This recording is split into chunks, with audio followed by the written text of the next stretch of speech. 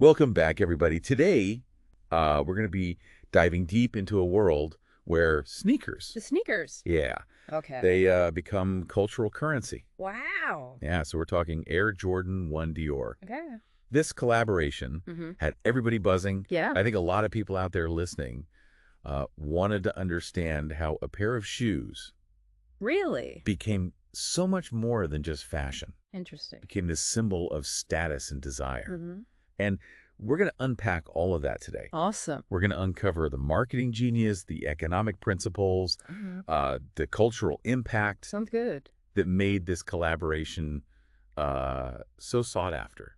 Yeah. So Yeah. our source today is an academic paper Okay. analyzing this very phenomenon. Cool. Yeah. So I think it's really fascinating Yeah. how this specific partnership, like you have a luxury fashion house Right. like Dior, Mhm. and then you have like a streetwear icon like Air Jordan. Yeah. Together, they generated this unprecedented level of hype. It really captured the public imagination. Yeah. It wasn't just another product launch. Right. It felt like an event.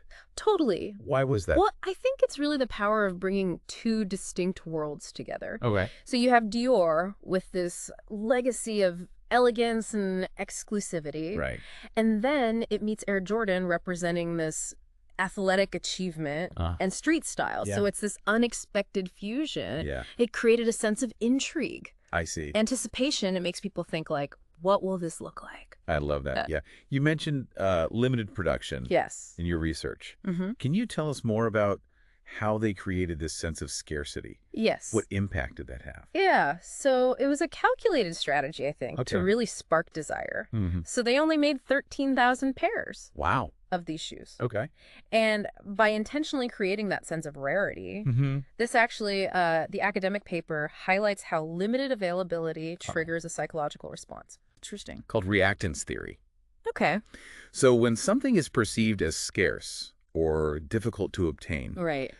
our desire for it actually intensifies. It's like that forbidden fruit effect. Exactly. Yeah. It's like you can't have it, so you want it even more. You want it even more. Yeah. That makes total sense. Yeah. So millions of people want this. Right. Only a few thousand can have it. Exactly. That creates frenzy. Exactly. Yeah. And I think the design itself also played a crucial role in fueling this frenzy. Okay. The Air Dior ones were Mhm. crafted to be more than just shoes. Right. They were visual symbols Wait. of this unique partnership. I was struck by the visual elements. Yeah. It's not just a mashup of logos. No. It's this carefully considered blend Right? of both brands' identities. Yeah, you're right. Yeah. So you see the classic Jordan Jumpman Right. sitting right beside like a modified Nike swoosh, Mm-hmm. which subtly incorporates the Dior monogram. And then, instead of the standard Air Jordan lettering, Right. we see Air Dior I see. prominently displayed. Yeah. So every detail was meticulously chosen to represent this fusion, Right. instantly making the sneakers recognizable. And desirable. Yeah. And then there's this fact. 5,000 pairs were reserved Right. for VIP Dior clients. Exactly. Only 8,000 pairs were even potentially Right.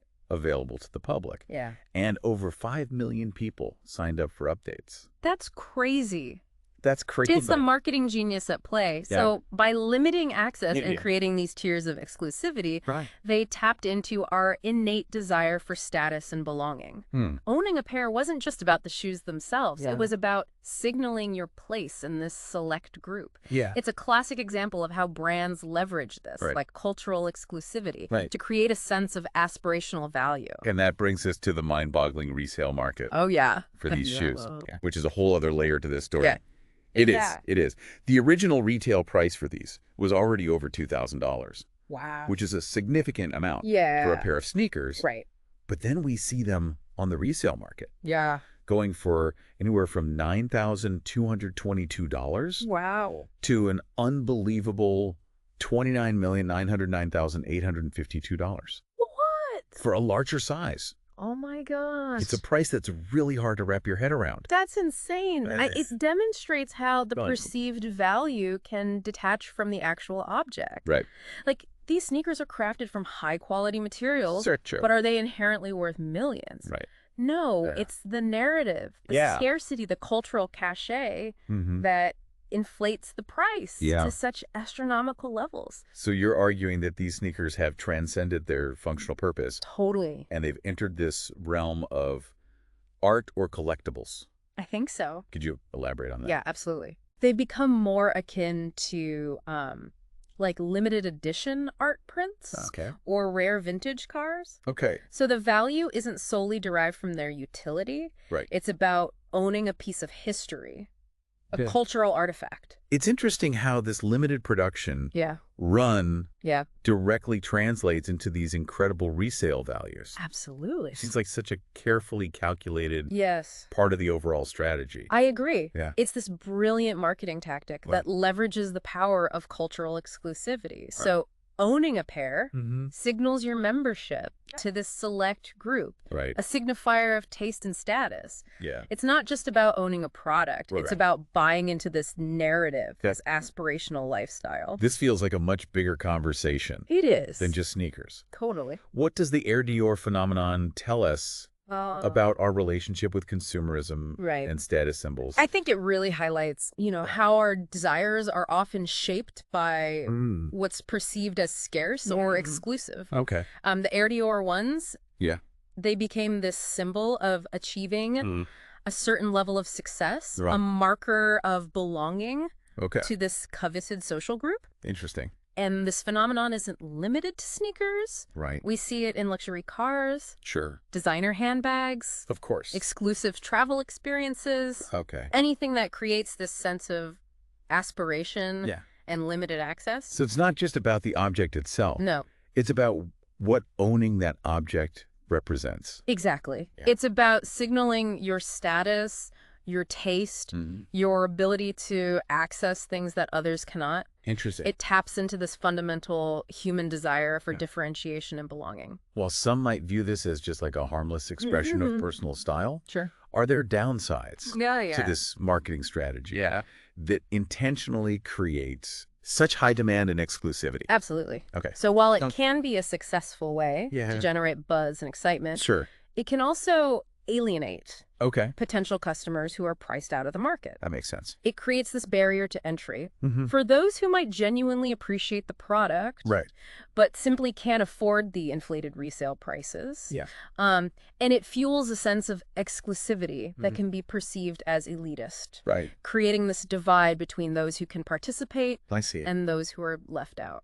So there's a potential ethical dilemma at play here. Yeah, there is. Yeah. While there's nothing inherently wrong with Okay. limited releases, Right. it's important to consider the implications of creating such high demand Yeah. and the impact it has on consumers and the market. Okay. So it's about finding a balance Right. between creating desirability and ensuring accessibility. It's a complex issue It is. with no easy answers. Yeah. But it seems like the Air Dior collaboration Yes. provides this case study in how marketing exclusivity Right. and cultural values intersect. Yeah. It's a fascinating glimpse It is. into the psychology of desire and how brands tap into that Right. to create something truly coveted. It certainly is. Yeah. And I think it prompts us to think critically Yeah. about our own consumption habits and the factors that influence our choices. It's been a truly eye-opening deep dive Yeah. into this world of limited releases and the fascinating interplay Yeah. of marketing economics and psychology Totally. that drive this whole phenomenon. Absolutely. So we've talked about the marketing brilliance behind these shoes and all the economic forces driving their value. But what does this all mean for like the everyday consumer? Right. Most of us aren't out here dropping millions on sneakers, but we're still navigating this landscape of limited releases and hyped up products. You're absolutely right. And this phenomenon extends far beyond just like the realm of high-end sneakers. Right. I mean, we see these similar tactics used in everything from video games and concert tickets Oh, yeah. to even special edition food items, even online courses. Wow. It's all about tapping into that same desire for something rare and exclusive. You're making me think about all those times. Yeah. I've been tempted to buy something just because it was limited edition. Right. Or like an exclusive drop. It's a powerful psychological trigger. It is. When something is presented as scarce or limited, it creates a sense of urgency, Right. It compels us to act quickly Yeah. before we miss out. Yeah. And this fear of missing out, Right. or FOMO as it's often called, Yeah. can override our rational decision-making processes. It's like that I have to have this now feeling, Exactly. even if I don't really need it. Right. So how do we avoid like falling into these traps? Yeah. And becoming more mindful consumers? Well, I think it starts with, asking yourself Yeah. some key questions before making a purchase. Okay. Do you genuinely want this item? Right. Or are you being influenced by like these external pressures? Right. Like, does it align with your needs and values? Mm-hmm. Is the price justified? Mm-hmm. Or are you paying like a premium simply for that perception of exclusivity? So it's about taking a moment to pause. Yeah. Consider the motivations Absolutely. behind our desires. Yeah, and shifting our focus away from fleeting trends and manufactured scarcity to a more conscious approach to consumption, Okay. valuing quality sustainability, personal satisfaction over fleeting hype. Well, this has been such an eye-opening deep dive Yeah, into this world of limited releases. it has. And like the fascinating interplay of marketing and economics Right. and psychology that drives this whole phenomenon. It's been my pleasure. I think the key takeaway here is that understanding these forces allows us to become Absolutely. more savvy consumers. Yes. Appreciate the creativity Mhm. and the strategy behind these campaigns, Right. but not fall prey to like Right. the manipulative aspects. Exactly. Thanks for guiding us through this deep dive. You got it. It's giving me a lot to think about. I think informed consumers hold the power. Okay. Be critical, be discerning, and choose wisely.